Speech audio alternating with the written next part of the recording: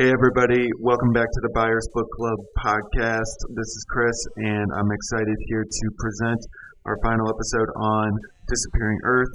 And today we have such a special guest here. We have Julia Phillips, the writer of Disappearing Earth, who was so gracious to join us here in our discussion and called in via Zoom. Thank you so much, Julia, for being a participant in this, and her thoughts on her book are obviously incredible. And so excited to present those to you here right now. We got the final episode in our discussion on Disappearing Earth here with myself, Nick, Katie, Mike, and Julia Phillips. Thank you all so much for listening.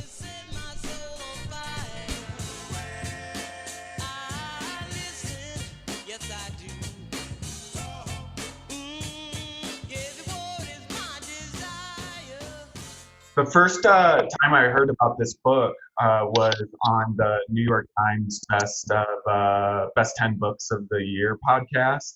I don't know if you listened to that or were probably involved in some capacity, but so that was a really cool accomplishment. And I guess like one of the first things that came up with when our discussion when we were thinking about the book and how we were experiencing it was just like this place of Kamchatka where it's taking place, and it's obviously such a big part of it. So I was just wondering if you could kind of like speak to what the origins of the book were. I think we discovered that you spent some time living in Kamchatka maybe, and maybe you could just talk to like us like a little bit about like how this book kind of came to be and the origins of it. Yeah, I would love to. I always wanted to be a novelist. I always wanted to be a writer when I was growing up. But starting from high school, I was also a Russophile. I was really interested in studying Russian language specifically and Russian literature and history more generally. And so in college, for example, I studied English and I minored in Russian language and spent some time in Russia. And I had been working on a different novel manuscript for a while, and started thinking about, what I assumed would be my second novel. And I thought, well, maybe I can combine these two parts of my life, these two interests that have always been really separate. So like Russia and writing. And if I set a book in Russia, and I'll be able to move there and keep studying the language and kind of explore all these interests at once, scratch all these intellectual itches. And so I started hunting around for a setting. I wanted to go someplace that was very beautiful and that had some Cold War significance, because as an American, that was always sort of my entry point into, that kind of like post-Soviet transition was something that was particularly fascinating to me. I wanted to go someplace that was not as centered on kind of metropolitan or urban life. Because I was coming from New York and I had spent a lot of time, or some time to that point, in and around Moscow. And so I thought that I'd like to go someplace that's not as kind of city focused. And I'd really like to go someplace that is not Western Russia at all, which is where so much of the population of the country and the resources are concentrated. I thought if I had the opportunity, I'd like to go somewhere else. And when I learned about Kamchatka, it was all those things. It was much more than that. It really blew my mind. So I ended up getting a grant to go there and start this book in 2011. So I spent from 2011 to 2012 there, and then I went back on my own in 2015 with the draft manuscript in hand. So I spent about a year and a half there in total in Kamchatka, and it was a really extraordinary and educational experience for me. It was kind of a life-changing experience, I would say, in many ways. And that's where this book came from. Yeah. When I went there, all I knew is that I wanted it to be a work of fiction set in Kamchatka. I didn't know anything but that. So that's really cool just hearing your story. I noticed, especially because of Kamchatka obviously being not Western Russia, I was curious if that was a purposeful thing to like be searching for something that is Russian, but not the known Russia, I guess, that we're typically picturing in our minds when we, just from our exposure to what we've read or studied or, that kind of thing. Yeah. And I think applying for so much of the project came out of these sort of pre-existing structures. Even the creative development of the project came out of some decisions around, how is it going to be structured? How is it going to be shaped? Each month is a chapter, these kind of, Nick, I really love seeing your dog. It's really nice. Yeah. Loving this every stuff. Wednesday he finds random objects. I love it so much.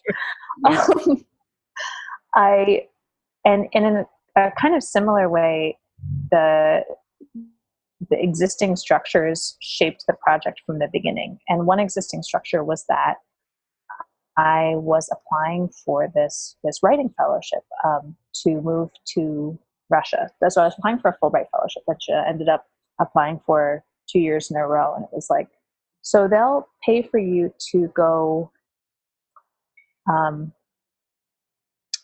It's not, whether you're going to St. Petersburg or whether you're going to Petropavlovsk-Kamchatsky or like Ulan-Ude, they're going to send you there no matter what. It isn't, they're not saying, oh, you're going to get less money or you're going to have more of a difficult time or a worse chance if you apply somewhere that's sort of less frequently visited. And so the cost to me was kind of the same no matter what destination I picked. And so I wanted to pick some place that would be really, really unlikely to access outside of the fellowship. So like Kamchatka, for example, it's not on the train system, and doesn't have any railroads on the peninsula, and it doesn't have any roads that connect it to the mainland. And because of that, there are a lot of, if you take the Trans-Siberian, like you can't take the Trans-Siberian to Kamchatka, you can't take the railroad there.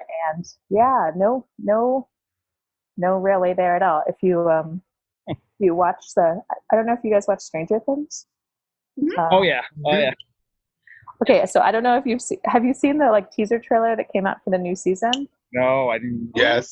Mike, have you seen So it's very funny to me. The whole teaser trailer is are prisoners working on a railroad in Kamchatka, which is just the one impossible thing. Right. There is no railroad on Kamchatka. It's a very, very funny. It's a 40-second long single image, and the single image is one that is an impossibility. Huh. It gives me a lot of pleasure. But yeah, Kamchatka has no railway. And similarly, there's a wonderful, wonderful book by Ian Fraser called Travels in Siberia, where he drives all through Russia. And he talks about his inability to drive to Kamchatka, that Kamchatka is this beautiful place that he is unable to go in the method of transport that he's chosen. And because anyone who goes there has to sort of very intentionally choose it, I thought if I had the option to go anywhere, I'd like to go there. Nice.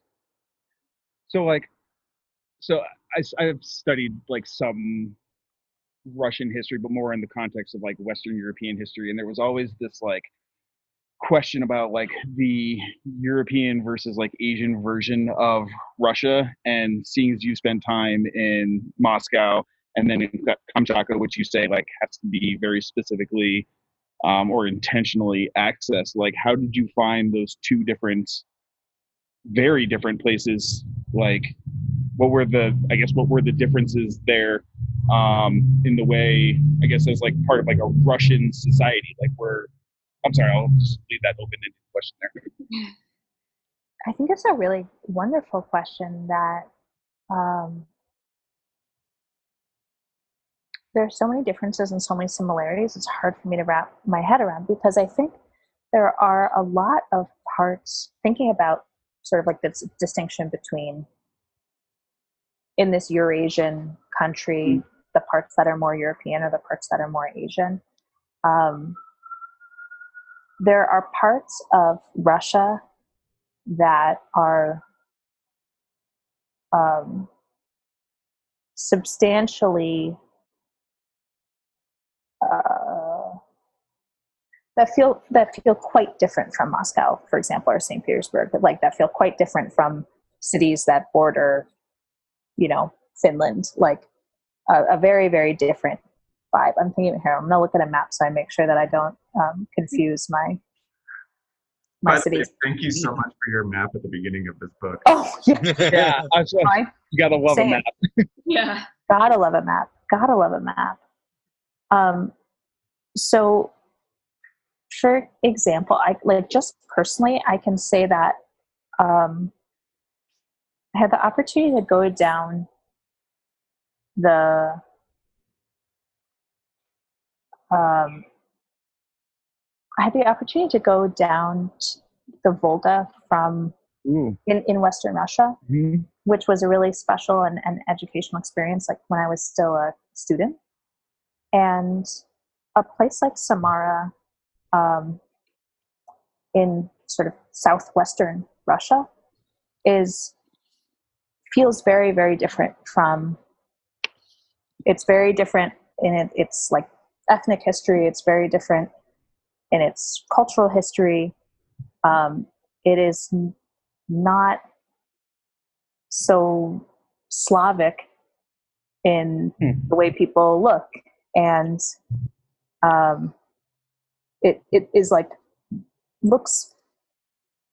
I would say to my American eyes, it looks more different than Kamchatka does from Moscow, because so much of Kamchatka at this point is a reflection of Soviet settlement military postings during the 20th century.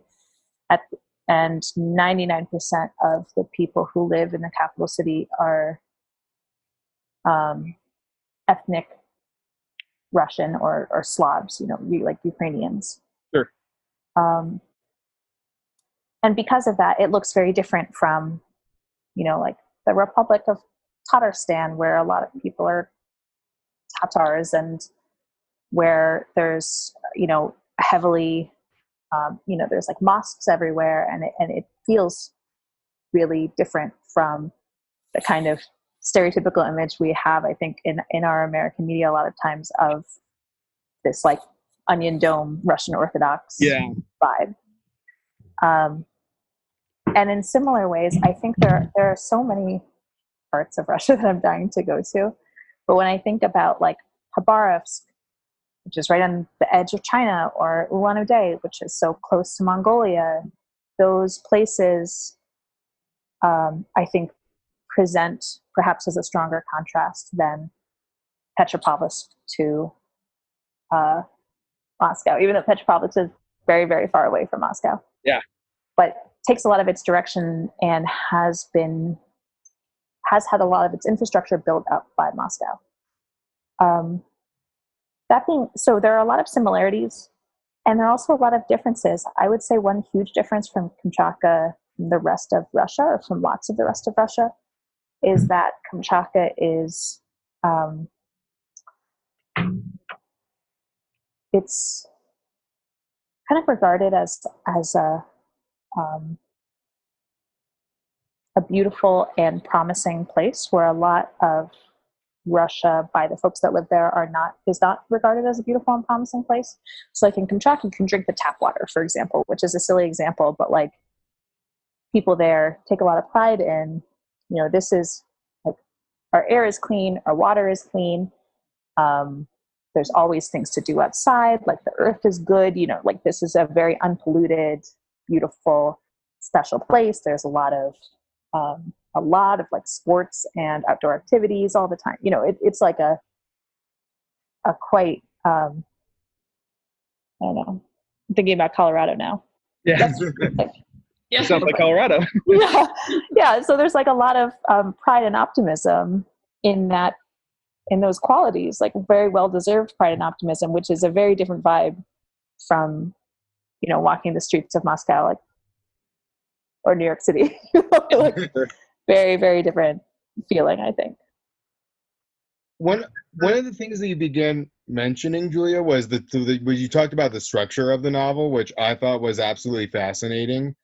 in terms of breaking it up into number one, like small vignettes, and then also doing it by month. Like, and I have just never seen a novel structured that way. And I was just really wondering if you could just talk about like how you chose like a thriller then. If you went to Kamchatka with like no like knowledge of what the story would be about, like how did you choose a thriller, and then how did you kind of choose the structure and the organization as well? Because I thought that those were phenomenal choices. Oh, Spirit. Thanks for being so kind. I, um, I really love a thriller, and I really love a mystery in my fiction and in all forms. I love like a true crime podcast. I love whodunit TV show. Um, I think as I've read more and more and been more honest with myself about my own tastes, I've learned a lot more about what is compelling to me as a writer. And I really, almost all the time, what I want to read is something where there is a question at the beginning that is answered by the end. And that sort of fuels us through the entire narrative, where something happens or something is happening or something's wrong and it has to be set right or addressed or fixed. That to me is the most exciting and interesting thing to read. And it's hard to, it's hard for me to connect to something that doesn't have that. So that is something I want to always put in my writing, and also specifically when it comes to like fact or fiction about missing girls and women. That is a genre I find I consume pretty avidly and have my whole life. It's I have an appetite for it that seems like unable to be satisfied. Mm-hmm.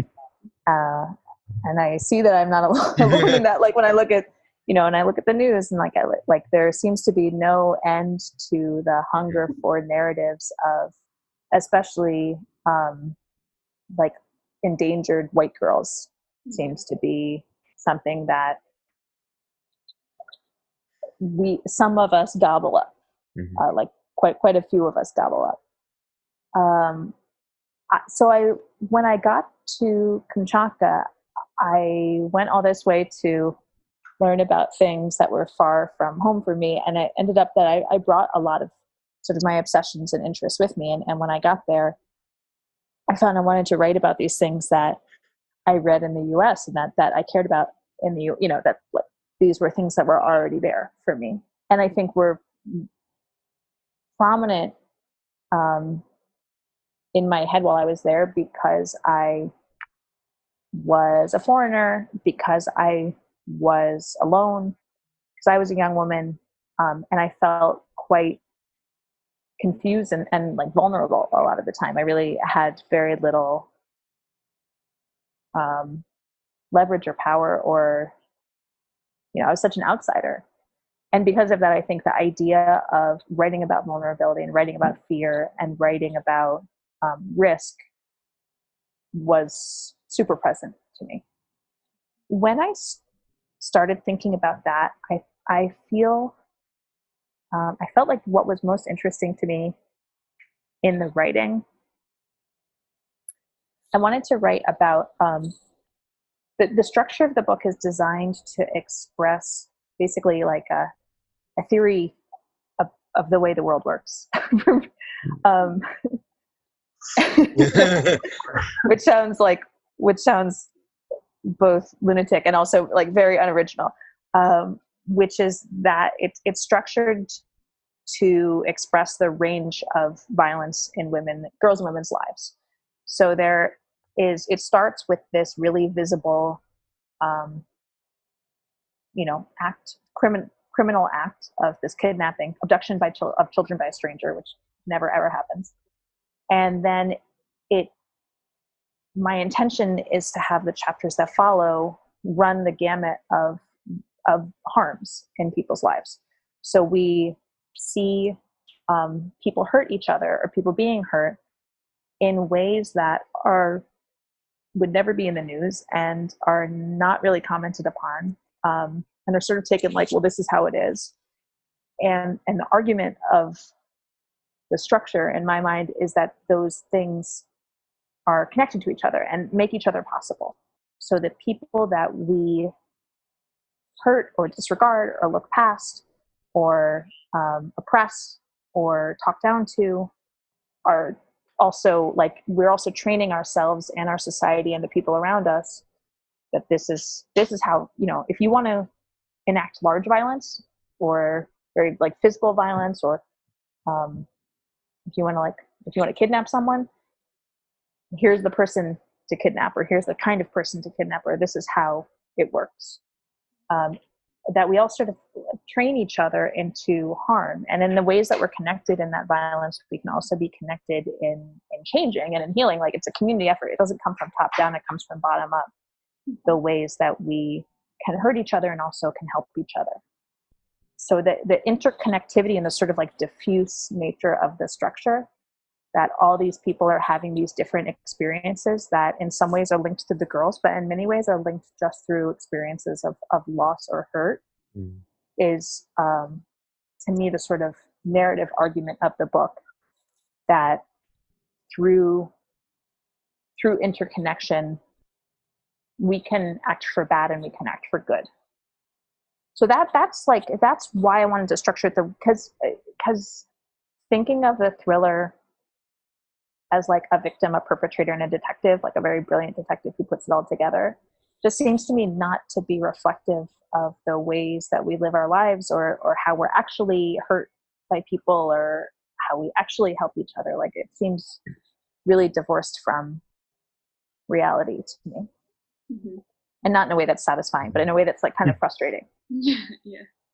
Well, and that's awesome. I mean, one, I love the way that you just explained like why, or like your worldview and how that played into like your writing.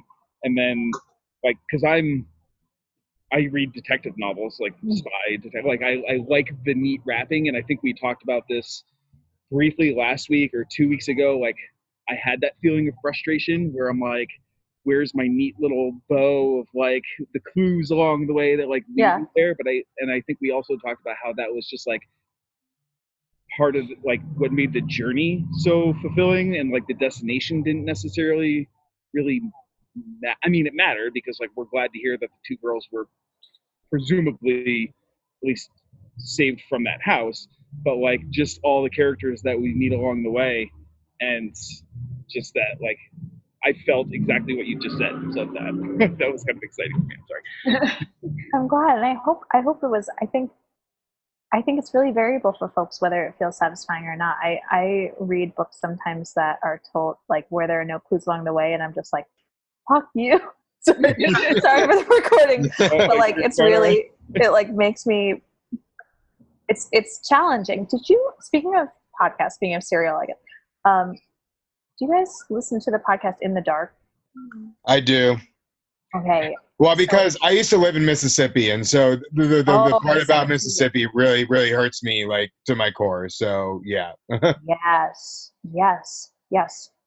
When I was revising this book, I was listening to, like, the first season had just come out sort of that same fall, and I was listening. It's about What about Minneapolis, right? And like, okay. Yeah. Mm-hmm. This case of this boy who was kidnapped in, I think, 1989, Jacob Wetterling. Yeah. And was the like investigation for him went on for 27 years, and then it turned out that he had been killed by really quite rapidly after he was kidnapped, like within half an hour of his abduction, by someone who lived really close by and had like a previous pattern of sort of preying on children. That was sort of acknowledged, but this was like a neighboring municipality. And so in retrospect, it's really obvious, like, why couldn't some brilliant Sherlock Holmes like put it all together and, see what happened here. But this podcast is incredible because it goes into,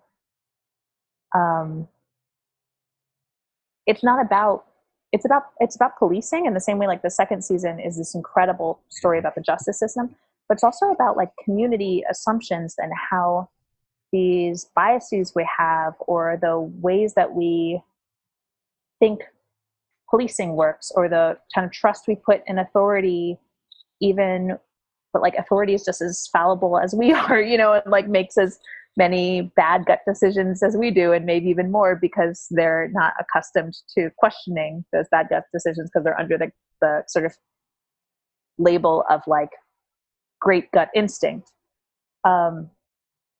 It really like looks structurally at how, once you get started down the wrong path, it's super hard to like regroup and get out. And you can have a ton of clues along the way. Like whenever I think of like the novel, I think in December, they have all the clues they need to solve the mystery of the, you know, like Susha, the dancer character, is the connective tissue that needs to happen but she's been told her whole life that like, and trained very effectively, that what she has to say is insignificant and doesn't matter. And in fact, is better not to say at all. Like, don't say anything. The best way to keep yourself safe is just to be quiet. Like, don't talk about it. My cat is on the move, by the way, to and so there's no one there who is putting those clues together. Like, there's no one there for her to speak to, and there's no one to listen to her. And so like these sort of shitty assumptions and misconceptions persist for ages. And in this real, Minnesota case, like 27 years, or it's wild. That's very interesting to me. I love that second season of In the Dark is unbelievable. Yeah, that's great. Something that you had so many cool things coming up here. The main thing maybe that I'm touching on is like, it seems like you're kind of, maybe it was an intention of yours, or it seems like it was an intention, was to kind of invert a little bit the sort of maybe traditional kind of story of a thriller or a crime, especially involving young girls, thinking about the kind of either stories that we've heard or how we interact with kind of that on a day-to-day basis, and that happening kind of through the detective. And I guess the other thing that came up that I thought was just so interesting, in a kind of inversion of that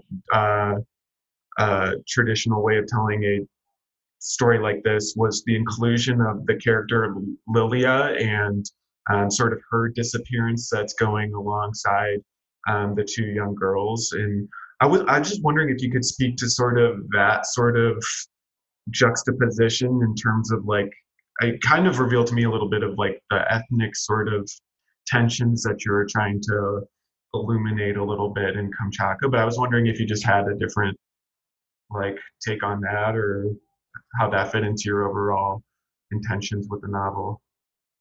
Yeah, absolutely. I think it's funny.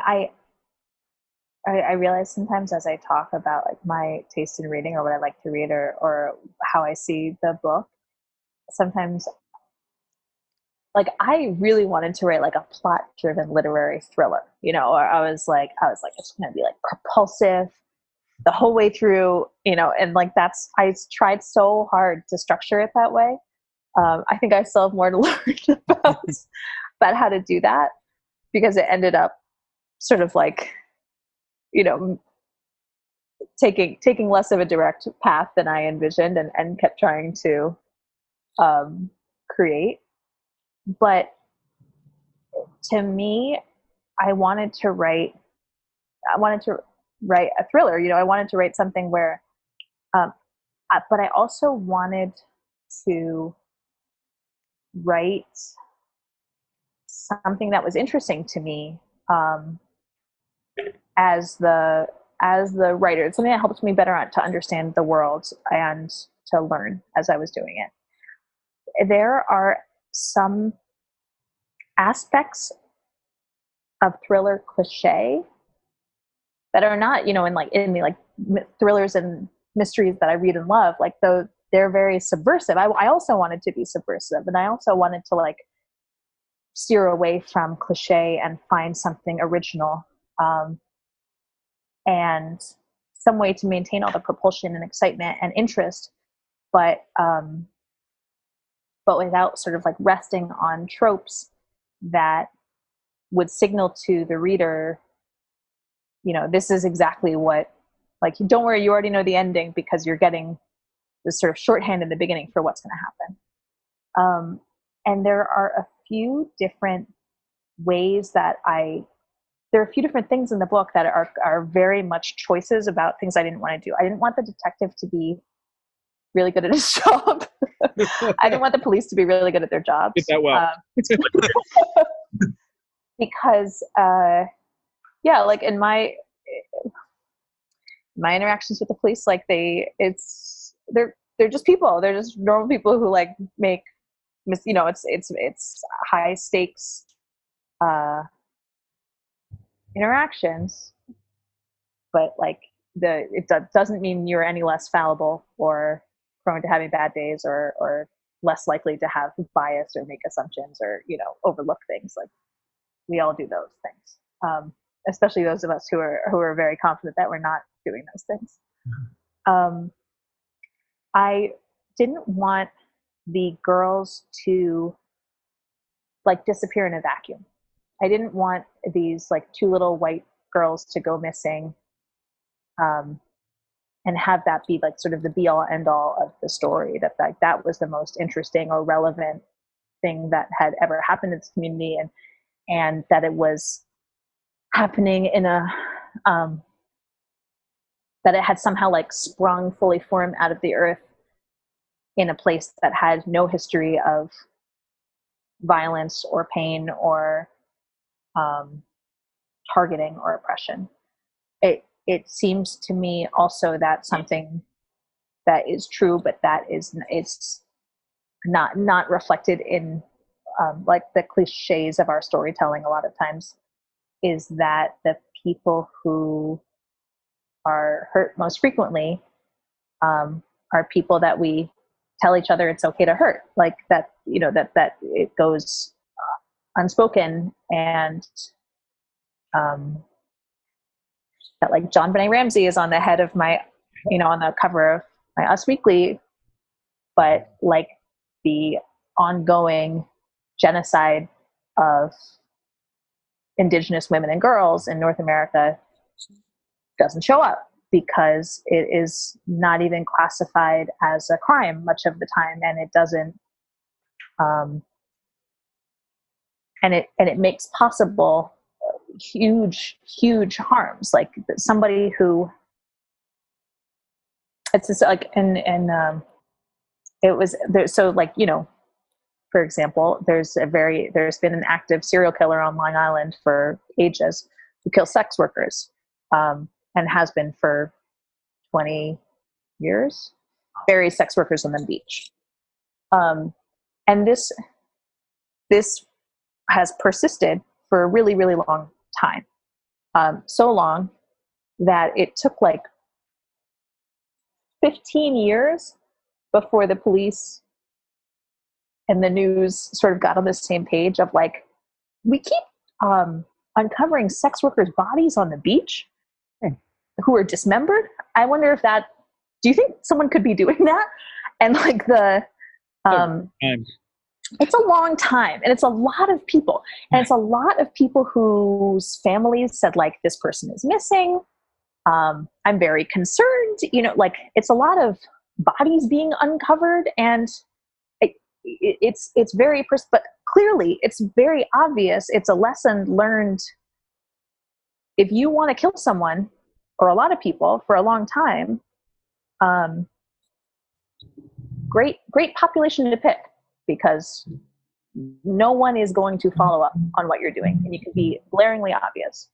It can be like, and in fact, the police and media will kind of work in tandem with you to make it possible for you to do that. They will say like, it's not a big deal. Why don't you keep going? That sounds great. And to me, that is, thinking about writing fiction, that is more interesting and more relevant and less frequently seen by me in the books I read than some tropes that are more frequently seen but seem to me not to kind of say anything about the world in which we I shouldn't say not say anything, but don't seem to reflect what is most pressing or urgent about what's going on.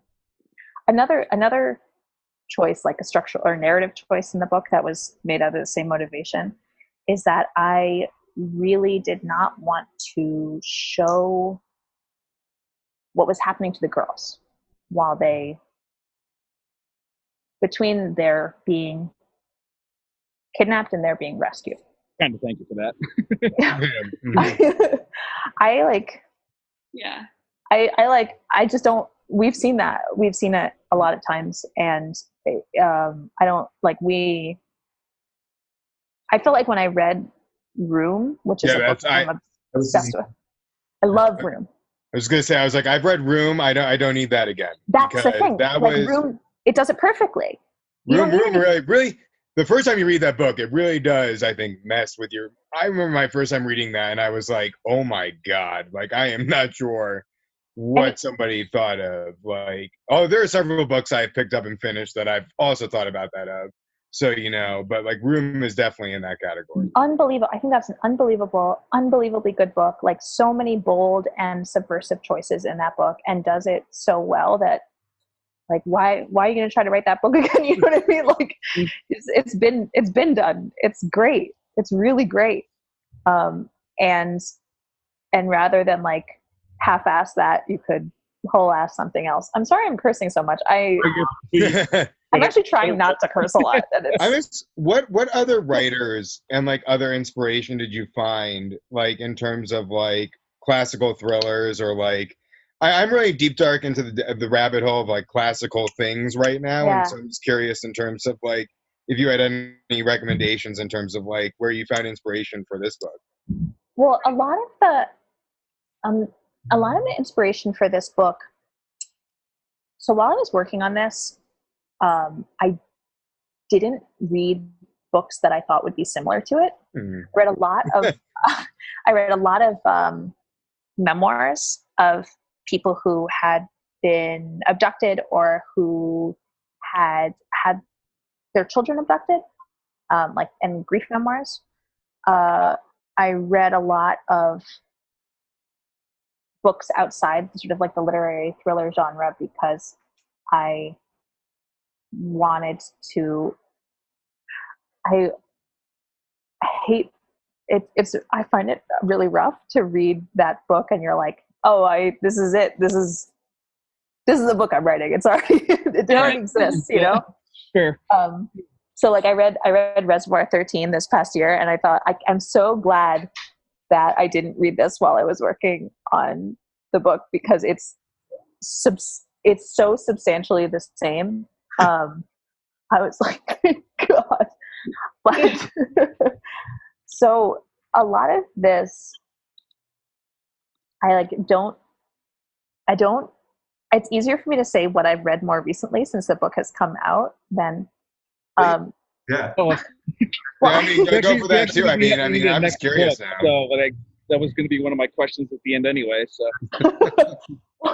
This is really, I got like, for the year after it came out, I guess, while it was between when it sold and when it came out, I read couldn't stop reading Agatha Christie. I could not stop reading Agatha Christie. Talk about classics. Yeah. Talk about racism. And those books are bomb. I cannot get enough. I also read Tana French for the first time really recently. Do you guys like Tana French? She's contemporary. Yeah. I know the name, but I haven't read anything. I learned about myself. I read In the Woods by Tana French, and I thought, it's my platonic ideal of a book. This is like... Wait, no, I have that on my bookshelf. I do too. It is... What's your name? Tana French? Tana French, Tana. Or maybe it's Tana. She's Irish. Sure. it's like it just did it for me. I thought this is it. This is the gold standard. This is what I would like hope. Oh wow, she's written a lot. She's written a lot, and I think, like, as I understand it, like anyone who writes a lot of books, like, some resonate with people differently than others, but unbelievable, like thriller engine. So much, yeah. There you go. I don't even know what's on my bookshelf. Oh, This is what I love for getting a book a month. For my independent bookstore. yeah. Oh my God, that book knocked me over. Really? Okay. I was just rereading the beginning of it earlier this week because I was like, how does she do it? How does she do it? It's unbelievable to me.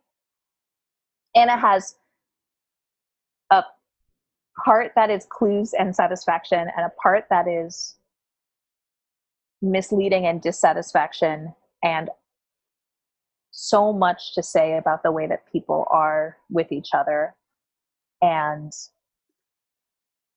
obsessed. What are you guys reading that you're excited about? That. Go ahead. Did you say, Mike? Well, I said this, in all honesty now. Oh yeah. Mike, tell me what you think of it afterwards, because I'm like, if you don't like it, that is totally reasonable. I was obsessed. Mike actually recommended, and I didn't tell you yet, Mike, but I did actually buy this book on Amazon. It's called Station 11. Oh yeah. Oh my God. Station 11 is one of the best novels I have read in the last 20 years of my life. And now's the time. Now's the time to read it. or now is not the time if you Now's don't not the want to time. read about that. But It's really good. I'm really liking that. I'm sorry, but I have her new novel, so I'm really curious to dive into that. Like Glass Houses Hotel. I have no idea what it's called. I'm sorry. Have you read Severance by Ling Ma? No.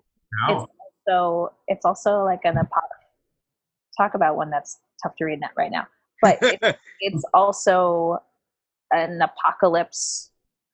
It's a millennial workplace drama about this like disaffected young woman who is like a corporate drone and doesn't like her job, and then behind the scenes it's the apocalypse is happening, and it's like this like disease is coming and like killing everybody, but she like keeps going to her job, and they're like, well, we'll pay you a bonus if you like keep coming into the office and making sure the lights are on, and she like keeps, and it's so bananas. It's unbelievably good. What's the name of this one? It's called Severance. Okay. It came out in 2018, I think. Oh man, we gotta put that one on the Yeah, list. we got a list going here. Yeah. And I mean, like, it's crazy how she just like the great coronavirus novel has already been written, and it was written before coronavirus. It's really incredible. Can I ask just what other pop culture? I'm also I just love pop culture, and I just take it in like a sponge. I'm just curious what you've been up to during the coronavirus. I'm not sure if you like podcasts, TV shows, movies, anything. I'm really obsessed. I'm really, really obsessed with podcasts to a degree that is okay. True crime hurts my quality of life. Have you tried Music Exists on Spotify? Isn't that my Sometimes these pop culture phenomena just take over everything for us. Tiger King. I've also really been into cooking shows, which I think is very much like a coping mechanism. I don't know if anyone's gone really deep on like the Bon Appetit YouTube channel. I literally watched Katie and Nick today bake pies in front of their students, and it was. I hate saying it, but someone should get a YouTube show running of just people baking things and have that be like a running series for the byers community. I would be your first subscriber. I cannot get enough. It makes me feel like things are okay.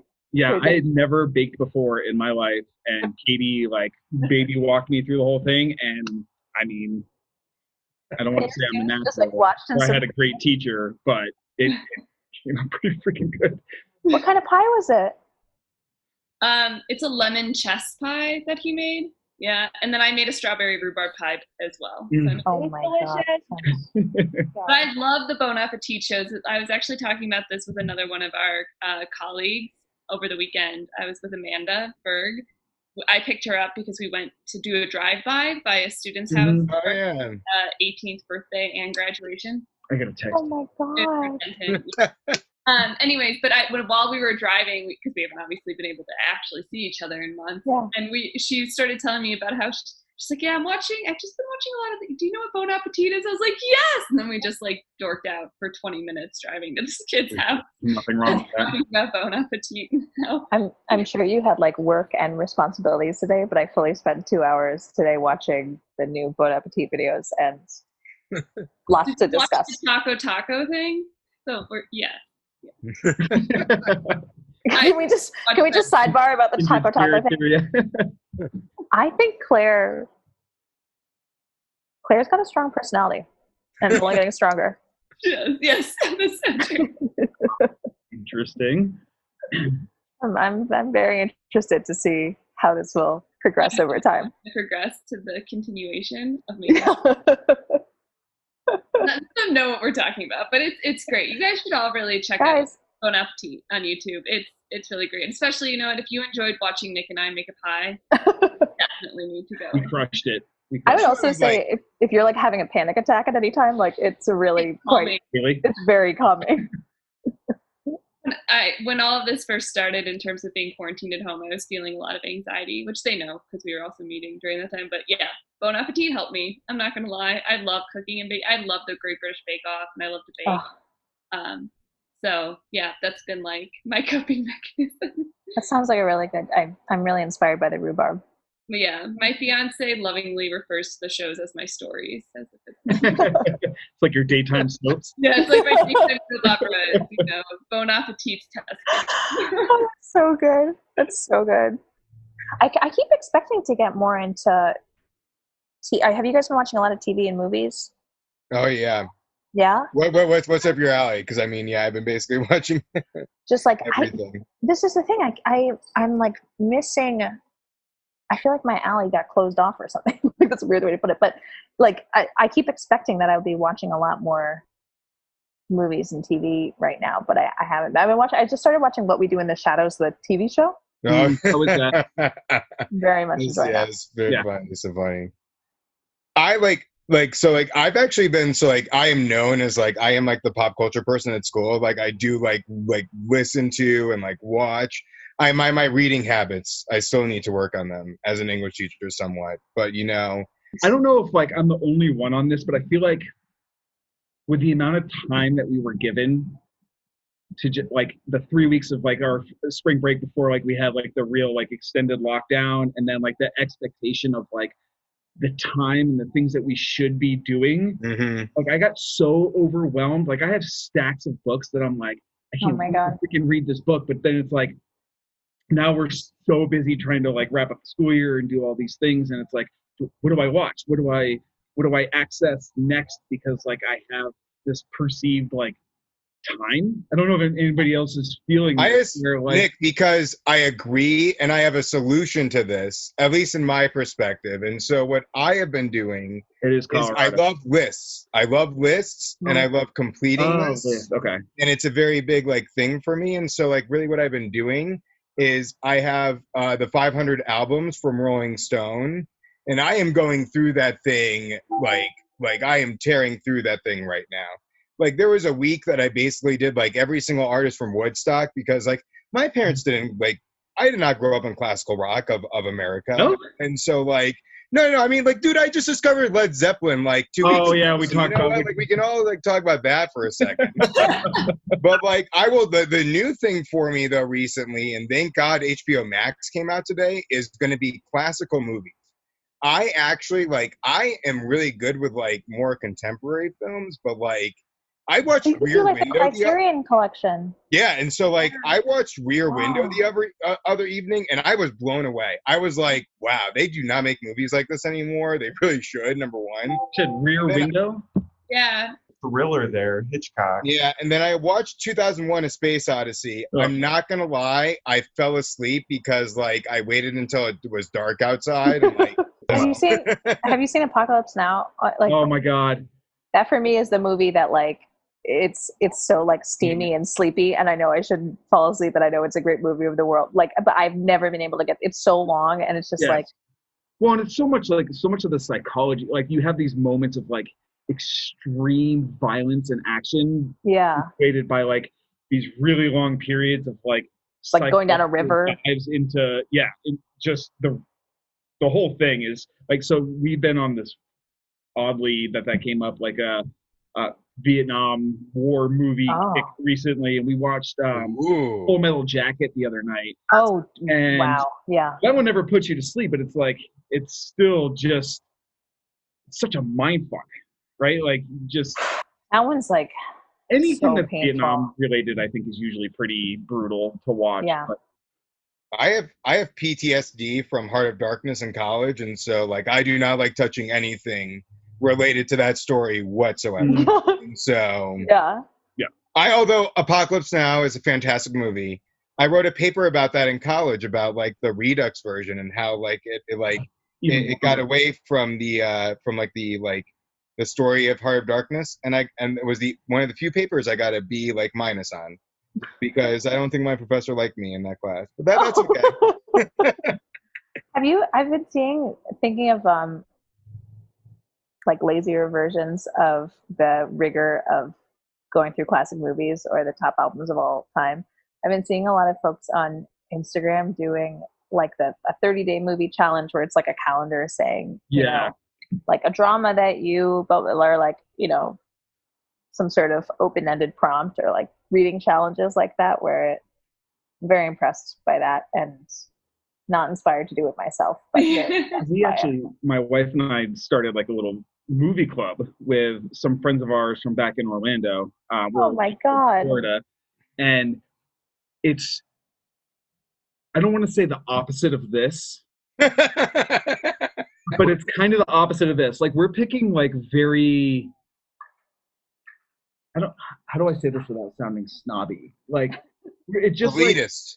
Elitist yeah, titles. it's just like that was a fun movie. Like I really enjoyed, like, you know, just like watching there's like silly movies on the list and movies that we've seen before, and it's like a nice kind of counterbalance to this because like I think we dig into some stuff in this group. I mean, not to say that it's not also like super freaking fun, because obviously it is, but like just can we go back to our conversation about determinism in devs, because you know that is right on my alley, right? I mean, and that's kind of the thing, right? Have you watched that yet? No, I haven't. Oh, you need to add that to your list. I know there's oh my God. I am, to be honest, like the movie club sound, when it comes to movies, I love like, I'm not a highbrow movie watcher, and and I find that with TV, I really have been craving like half-hour escapist comedies, and anything that is not a half-hour escapist comedy as I'm watching, I'm like, why isn't this a half-hour escapist comedy? Which I'm still working on developing my palette there, I guess. Like, but so many good movies to watch. There are so many. Are you guys watching Face Off? Is it that kind of situation? Okay, so my favorite movie. I tell this story all the time, but like this is your first time meeting me. So like my wife and I have polar opposite tastes in pretty much all entertainment, right? Like she's very much like you. She likes true crime and just like anything that's kind of dark. Murdery. Yeah. And I am not that. So we oddly have kind of come together around 80s and 90s action movies. Nice. Yes. Anything Arnold, anything Sylvester Stallone. We did like a Nick Cage, like Jean-Claude Van Damme, just like a binge of those recently. And We watched Bloodsport the other night. Oh. It's very odd, but it's You know what? That does have a lot of darkness of humanity in it. Like it's fair. No, that's just all it is. yeah. It's I mean, and that's like so that's what we always end up watching. Where it's like, what are we going to watch? It's always something like that, which is super fun. But our movie club we watched so far was Thelma and Louise, which was awesome. I had never seen that before. So good. Super exciting, by the way. So good. Talk about a classic. Yeah. Which, I mean, and that's the thing. It's like these classic movies that everybody talks about all the time. Yeah. And then I'm like, oh, I just never got around to watching it. So this is just kind of forcing. And then we watched The Matrix, which was random. Oh, fascinating. Such a classic at this point now. Yeah. Dude, I think about I feel like The Matrix is one of those movies that I guess it's very fitting for The Matrix, but like it steps itself in you and has so many images in it that you can never stop thinking about. Yeah. The people in those like gooey pods, I think about that all the time. I feel like I think about that 4 times a week. Final thing pops out, kind of. Yeah. I'm with you on that. I feel that way about The Social Network, and I just really like. So good. Can we just first of all, I just want to point out that the more I am forever going to be pissed off if The King's Speech took home the Oscar for Best Picture over The Social Network, and I am just going to be so upset about that for the rest of my life. It's going to be okay. That's actually a crossword puzzle clue today. Yeah, it was who won the Oscar for The King's Speech. I was like, Colin Firth. Boom, drop. I've never even seen it, but I just happen to know. So many things have won Oscars, and we look back and we think, except for Parasite, because yeah. Like, for every Parasite, there is a traffic, and you just gotta. It's just luck of the draw, baby. So much good stuff to partake in. So, what's your next book for book club? Well, I think Ton of French in the Woods. Maybe I'm blanking a little bit off of. It's in the chat. Severance. Oh, Severance. Oh my God. Could be another one. Nick had thrown out the idea of Ta-Nehisi Coates' new book. I don't know if you read The Water Dancer. Yeah. Have you read it yet? No, I haven't. I haven't read any of his fiction. I heard him read from it a little bit at a reading, and it was really extraordinary. Yeah, I just finished his Between the World and Me. And I love his storytelling style, but then at the same time, as a powerful voice for Black people in the United States, especially with what's going on.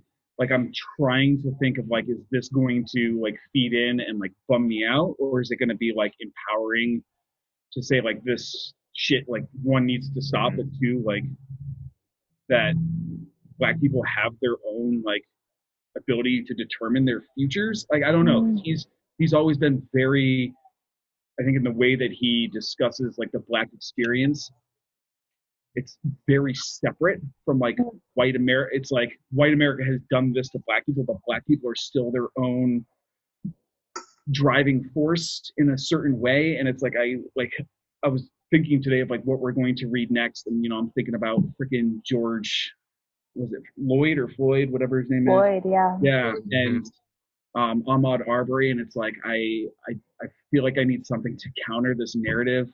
Yeah. What's in the friggin' news, because it's so. That's a good point. Yeah. Watching that video yesterday, it made me sick and cry, and it's I don't know, but I don't know if that book is the remedy, or if it's going to be a continuation of the the feeling of helplessness. So I don't know. I'm going to let you guys kind of help me decide on that one, but I figured I'd throw it out there as an option. Do you guys only read fiction? We actually read Maybe You Should Talk to Somebody by Gottlieb, Laura. Yeah. Oh, I like that book. We definitely lean towards the fiction category, though, I would say. But we would read either. I mean, any. Yeah, but We're not. Looming Tower is also one of the best books that I've read recently. So What is? Looming Tower? Looming Tower. With a new epidemic book. Which, by the way, can we just talk about the amount of things that dude got right in his novel? In his His nonfiction is brilliant, in my opinion. Yeah, really. He also wrote like the one about Scientology. I can't think of the name of it. Oh yeah, love Going that. Clear. Yeah, Yeah, I'm not sure. I just read how to be an anti-racist by Ibram Kendi. And that's nonfiction. He wrote Stamped from the Beginning, which won the National Book Award a couple years ago, and is like a history of the United States race. I mean, not just the United States, but like race around the world, and then looking at the U.S. But How to Be an Anti-Racist I think is the antidote. But I think there's fiction that's an antidote too. But just thinking about like it is really explicit about here's how to act to save people's lives and your life and your community and your country. Like here's how to he at the end he talks about racism in the US as a stage 4 cancer. He's like this is something that like is a deep disease that and spreading again. Yeah. It seemed like it was like, I don't know if it was like media coverage or what, but it seemed like it was in remission, I guess, to continue with the cancer. But like it just the bombardment of the last couple of weeks like just makes you freaking sick. Yeah, just the last couple of days. Yeah. Right. Nick, you're from the South. You should know it's never in remission, by the way. No, I know, but like, fair. And, you know, like so I will say, like, one of my best friends is a Trump supporter. And yeah, and like we are kind of getting into, I feel like this is building in like a crescendo as we get toward the election, but like our arguments are getting more and more embittered, and I'm wondering if it's going to like survive the election. But like I mean I know Trump is just a symptom, but at the same time it's like he's normalizing again. And at least there was a period even in the South where it was more, and it wasn't like microaggressions, right? It was just like flat out friggin' aggressions. But there were like, whoa, what are you doing? Why are you saying that? Like that it's weird unless you're in like a small group of people that are all similarly racist. But now it's just like whoop, like just I don't know. I don't know what the answer is, and it's super frustrating, and it's like scary for, I mean, obviously for us, but I think even more for minorities. Like, yeah, I just have been like in this horrific in this like country and culture in which the stakes are literally life and death. For some reason, I can't stop thinking the past couple of days about that woman in Central Park who called the police on that guy. And it's so like little, you know, she didn't have her knee on someone's neck murdering them, but like she was very happy to kill him. She was very happy to kill him. Yep. And she was like, you want me to leash my dog? Like, I'll kill you. I'm going to kill you. That's what I'm going to do. That's going to be my reaction to that. And it doesn't matter to me at all. And it like gives me shivers all over my body to think of what we are capable of doing without even a second thought or doubt, how easy it feels to murder somebody else. Yeah. And how little it matters to us, like if it preserves our own safety and position. Well, that is. Oh, sorry. And no, to know that you have like state-sanctioned backup. You know, like I'm gonna call the cops. You're an African American man. See what's gonna happen, and just like to know, and to be so cavalier as to say, like, see what's gonna happen. You know what's gonna happen, and it's like. So you're. And he's not an aberration. You're trying to get somebody fucking murdered. Like, she's routine. She's run of the mill. Like that's Yep. that's the expression that she's making of whiteness is like what white people are. It's what we're told to do and encouraged to do. Mhm. Well, I mean, like, I think that you can also like look at Minneapolis and say like, for like, I'm sorry, but like, so they're going to throw tear gas into nonviolent protesters, but they're going to welcome with open arms people that are bringing assault rifles to their state capitol Screaming in the face of because cops. of like screaming for like nail salons to be open, and like you need, and like, listen, I'm sorry, like, I know that we're on a Zoom call and you can see like my luscious long hair, and so like I am not worried about like getting a haircut anytime soon. But like it really is like, and I unfortunately like I think that because like I talked to my parents about this, and like I am from Connecticut. I went to school in New York City, and so like I am from a very privileged lifestyle, but like I also spent 4 years living in the middle of fucking nowhere in Mississippi. And I like it's really like jarring when you think about people's experiences, because like my parents, they came, they dropped me off, and they had a nice dinner with a farmer that used the term Negroes, and they were like, never again we were stepping foot in this state, and never again did.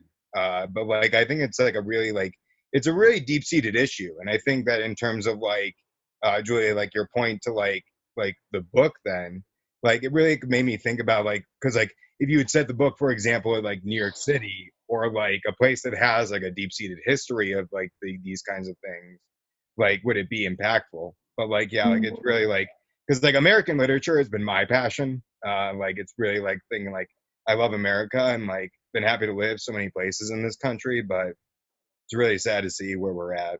Yeah, and where we've come from and where we're going still.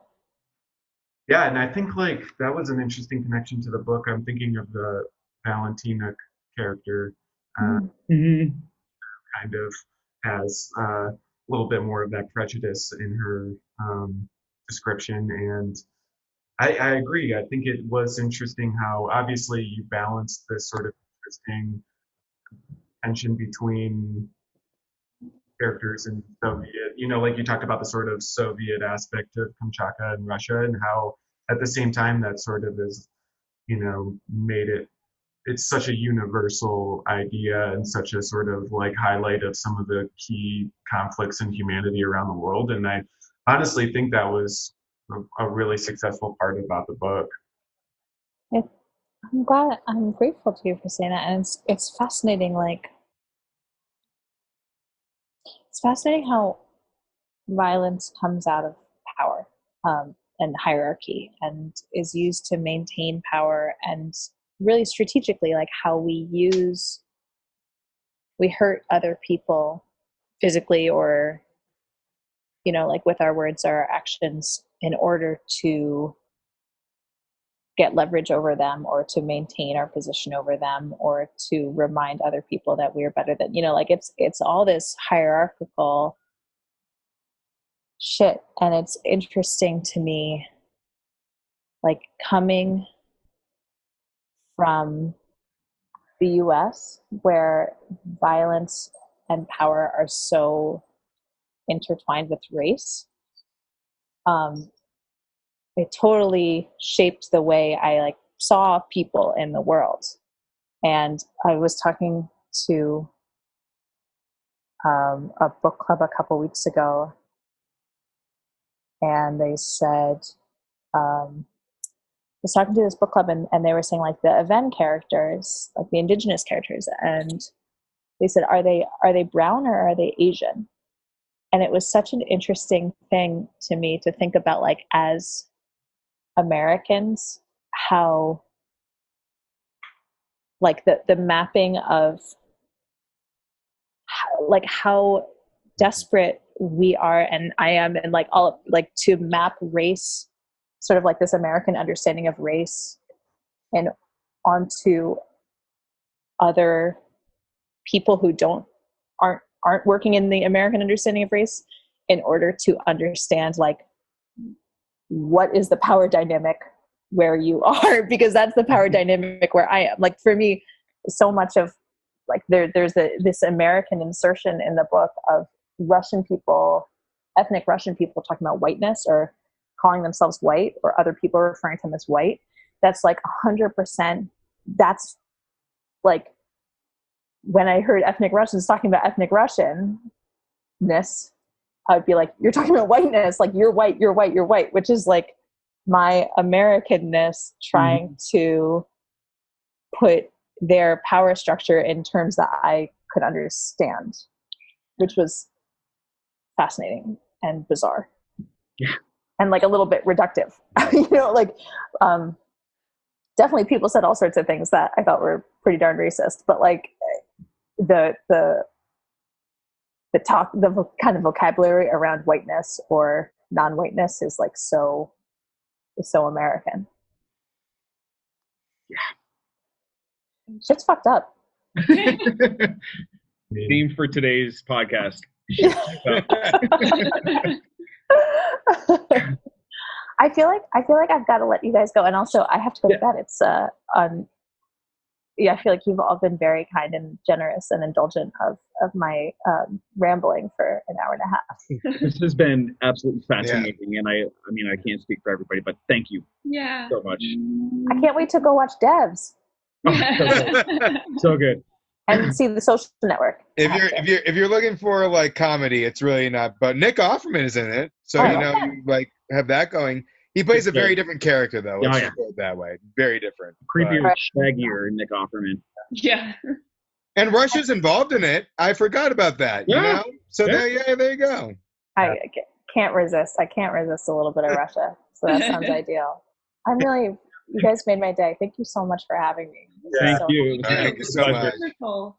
And Katie, keep going with that rhubarb. I'm like really inspired to go get.